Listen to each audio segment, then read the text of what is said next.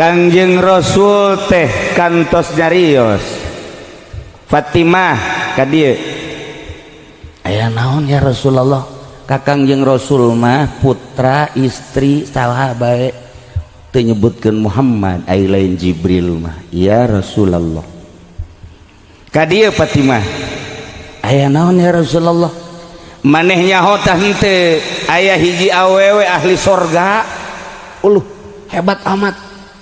di mana ya Rasulullah di dieu lurus di ditu aya pengkolan ka kenca mengkol ka kenca aya 3 imah hiji 2 3 tah didinya aya penghunina awewe eta ahli sorga ya Allah geus dijelaskeun ku Kangjeng Rasul penghunina ahli sorga cek Siti Fatimah hayang geura isuk amat geus manggihan eta awewe dek ditanya saha ngaranna kahiji nomor kadua na pagaweana naon pan ieu nu nyarios ka Kangjeng Rasul di dieu ge sok kitu cek Pak Haji Agus Salim di dieu lempeng belok kanan aya jahe emang kitu bae nya mah teu di mana eueuh masalah emang kelasna di jahe meureun tah isukna isuk Siti Fatimah masyaallah geus teu kuat langsung berangkat lurus belok kiri ayat 3 imah hiji 2 3 ieu wah salah ieu langsung Siti Fatimah salam assalamualaikum dibuka waalaikumsalam Masya Allah cek eta awewe ieu mah Fatimah sumuhun isuk-isuk boga tamu putri Rasul bungahna luar biasa uhud luhuran hate simkuring gunung aya di dieu geledek gedean hate simkuring bunga geus teu aya ukuranana kata tamuan ku putri Rasul aya naon ieu Fatimah cek Siti Fatimah henteu aya naon simkuring mah hayang ngobrol bae biasa henteu ngobrol sumuhun lamun ngobrol hampura meureun moal waka bisa ayeuna cek si Fatimah kunaon emang si Siti Fatimah make teu bisa dantaran simkuring mah lamun ngobrol kudu bebeja heula ka salaki sedengkeun salaki kuari keur kaladang jadi kula mah teu wani ngobrol jeung saha bae lamun can bebeja ka salaki percis disolok jengkol percis awewe disolok jengkol kitu kan Haji pan seuri bagon henteu ya Allah cek Siti Fatimah mulai siga nya ieu mah hebat pisan kieu atuh isuk atuh abdi ka dieu rek ngobrolnya mangga isuk jam sabaraha Fatimah kitu jam sakieu keneh jam 8 lah mohon kayak abdi wawartos kacaroge balik Siti Fatimah hayang geura isukna bener kadinya di ngan Siti Fatimah mawa Sidina Husein di ais assalamualaikum waalaikumsalam Fatimahnya mohon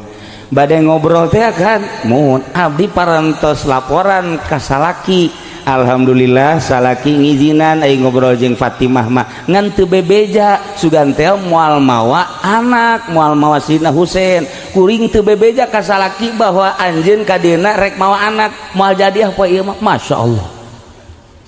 indah amat eta lamun disolok jengkol aya nu kos kitu tatangga datang kadinya ulah ka dieu sebab ulah ieu encan bebeja ka salaki belah dieu datang ke heula sebab can bebeja ka salaki mantep tah lamun kos kitu moal aya kacurigaan urang mah eueuh salaki ge kadar ieu ka dieu geura ayeuna berjamaah yuk nonton TV geura tuh istiqomah urang ieu isuk bae atulah kula ka dieu deui jeung sakieu ngan moal mawa anak sok kacaritakeun ka 3 poena datanglah Siti Fatimah kadinya langsung dibawa ka jero ke rek ngobrol naon cek Siti Fatimah cek eta awewe simkuring rek naros ari anjeun saha nami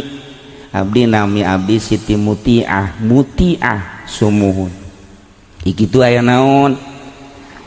kata haji ieu ku ucapan Kangjeng Rasul 3 dinten kapangker aya naon saur Kangjeng Rasul Fatimah anjeun terang henteu aya hiji awewe ahli surga ti dieu lurus belok kiri ka 3 imahna tah ieu anjeun cerik banehanana bener Kangjeng Rasul nyarioskeun bahwa simkuring teh ahli surga sumuhun tak ieu mah nu rek ditaroskeun teh cek Siti Fatimah boga pagawean naon coba mun salat kos kumaha bentuk salatna mun puasa sabaraha poe samingguna atawa sabulana mun maca Quran tamat sabaraha poe sa Quran teh coba sugan ku simkuring katuturkeun cek Siti Mutiah Fatimah aih kudu hayang nyaho masim kuring mas salat ngan sapardu na tara make sunah fardu hungkul qobliyah henteu badiah henteu akur teh jeung urang solok jengkol kikituanana mah bener pas cek Siti Fatimah jatuh patibah hebat aya sakitu ke puasa ai puasa mah salian bulan Ramadan mah atuh sim kuring mah henteu sugan Senin Kemis henteu aya nu mantak henteu naon lantaran salaki beurang sok noel sim kuring mah nangkarak we gawe teh eta ge aku deui urang sok jengkol malah nangkarak jeung nangku sok jengkol mah tambahna dua tahajud nyaho ngaran teu nyaho rupa sim kuring mah tahajud haju pagawean naon di sedekah sugan sedekah di mana atuh Fatimah imah gerek rubuh kieu boro-boro sedekah jang batur jang sorangan ge saaya-aya